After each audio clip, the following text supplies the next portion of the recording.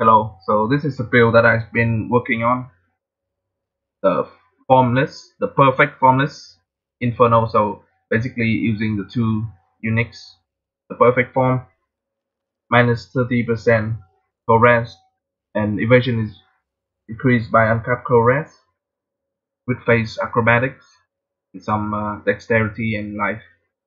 And the Formless Inferno, this is like a shit helmet with very bad life, minus 30% fire rest, some mitigation, 8% of this taken as fire damage, and your armor is increased by uncapped fire resistance. So basically armor, evasion, and iron reflex. The interesting thing is the perfect form. It reduces Arctic armor mana reservation by 100%, which means you have free Arctic armor. Free Arctic armor. So free Arctic armor is 13% less physical damage taken when hit and 12% less fire damage taken when hit. Chills enemy when hit as well as soft icy ground. All around very good defensive buff, but for the cost of 25%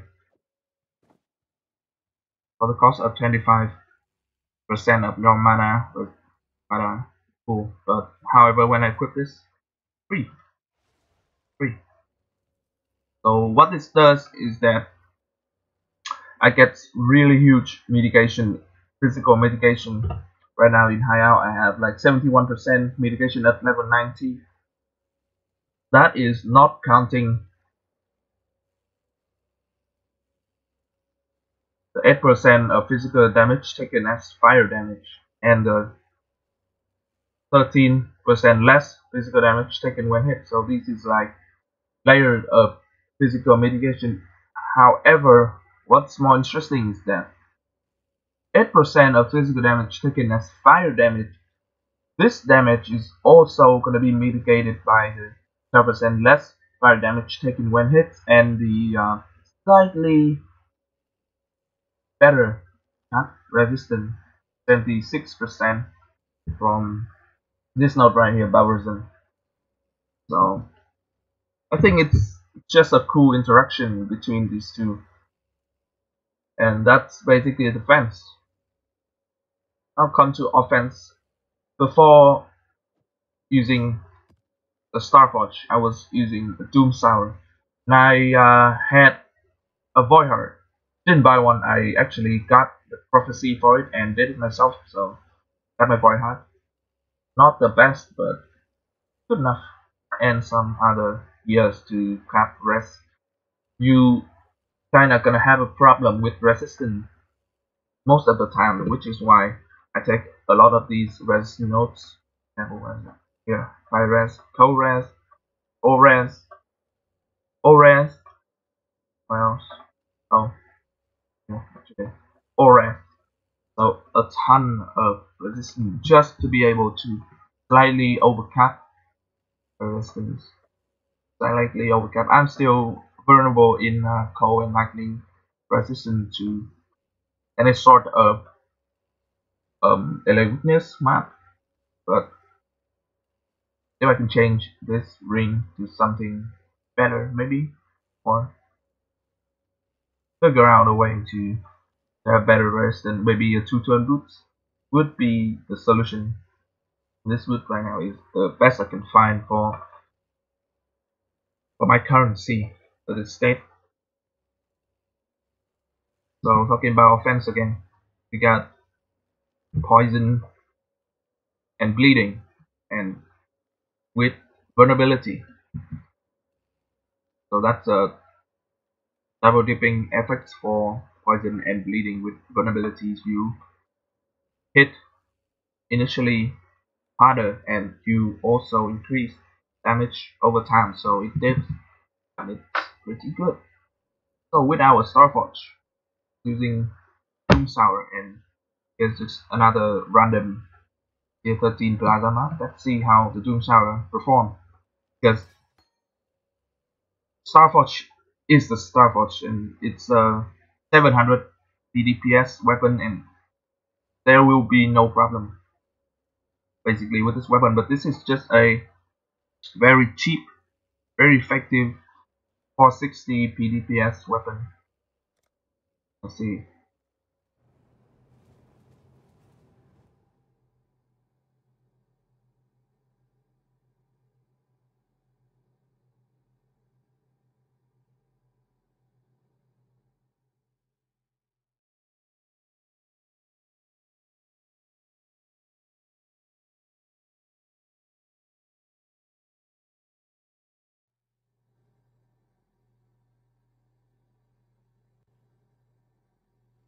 Okay, so I'm using a lightning golem. Put on blood rage. Go to town. You can see, even with a doom sour, I can pretty much kill these guys very easily. The frog, so don't care. You see, everything else should die as well. A grand treasure fractures like a dropped mirror, yet somehow goes unharmed.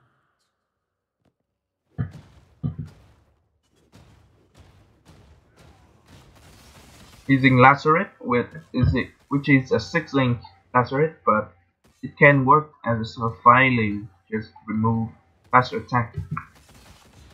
Does it interfere with the damage? Yes, it does. Actually. You hit slightly, it's slightly slower, but still improve DPS by no charges from 8.6 11k. You decrease DPS by a lot, but that's fine.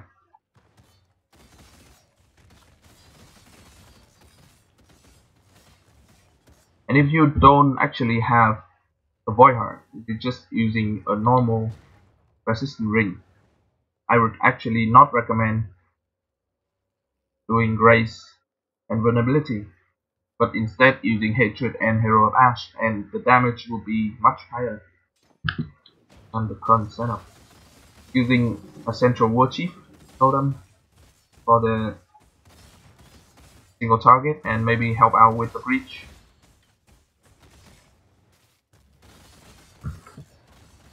Blood Rage is actually a big deal, it increases damage by a lot.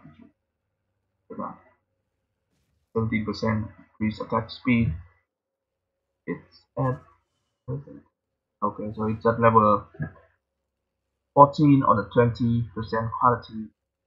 It's gonna go up to 20% increase attack speed, and also life leech, which is awesome. So for strong buff like this, put on a totem, let it direct.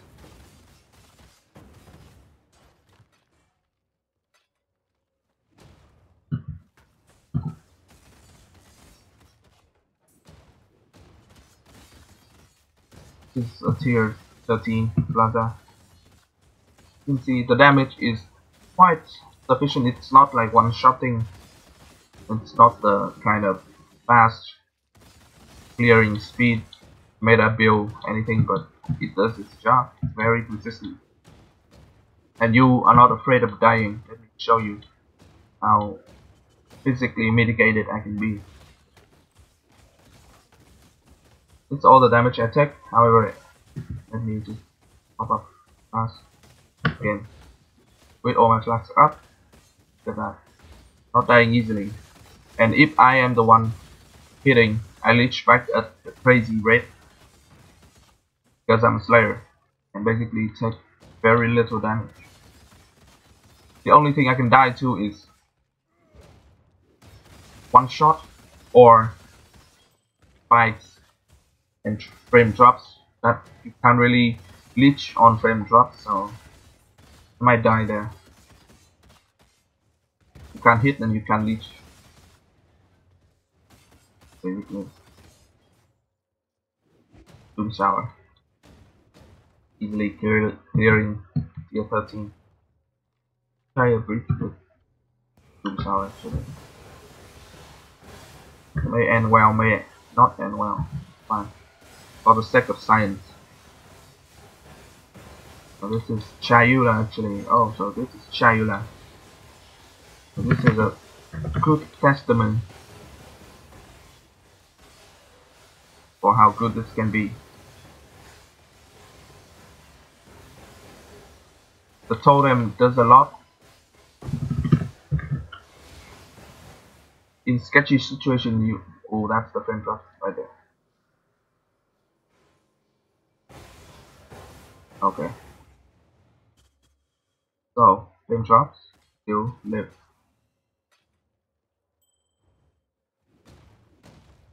I believe in traveling light. What?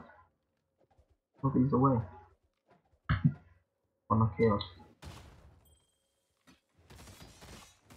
I can't do this just yet.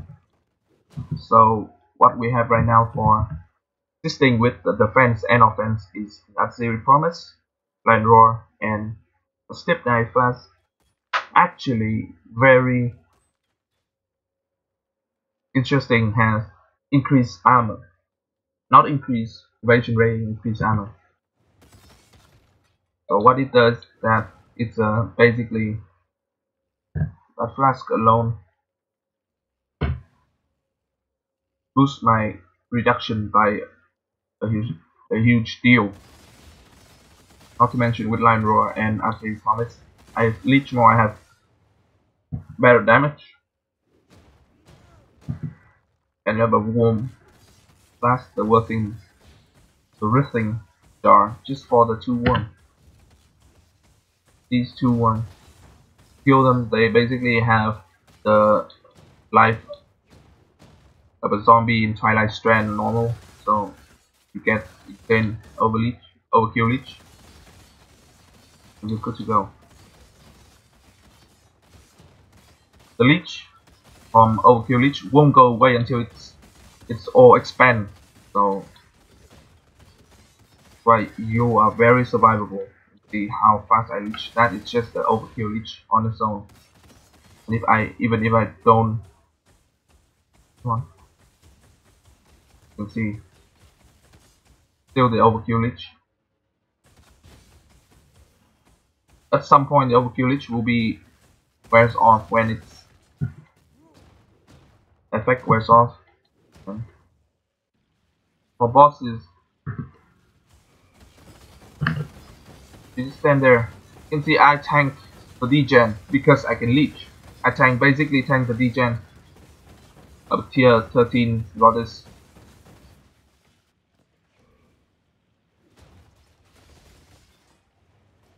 I believe. Not all amazing, but it's actually pretty good.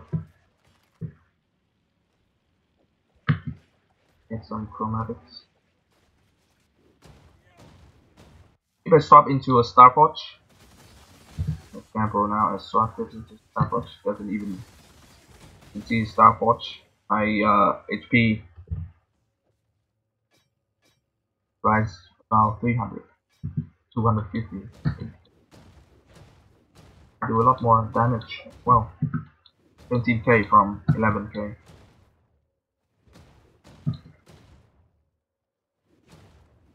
And interesting thing is I'm not using Resolute Technique, so I have 89% chance to hit. Better than crit builds for hit chance. I'll be rearranging things easy.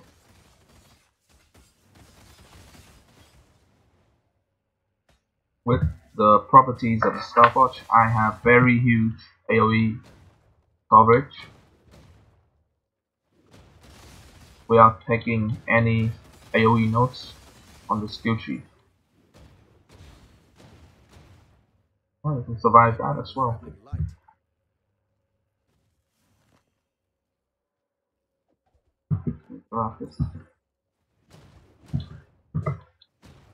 Usually to move around I switch to second set of weapon just to move around. It's Bribrick plus Prismatic This insane attack speed, insane leaping power. Wet and slippery flesh, clinging feet and tongue. No matter 49. the color before, now the earth is green. Other steel mods left. Okay.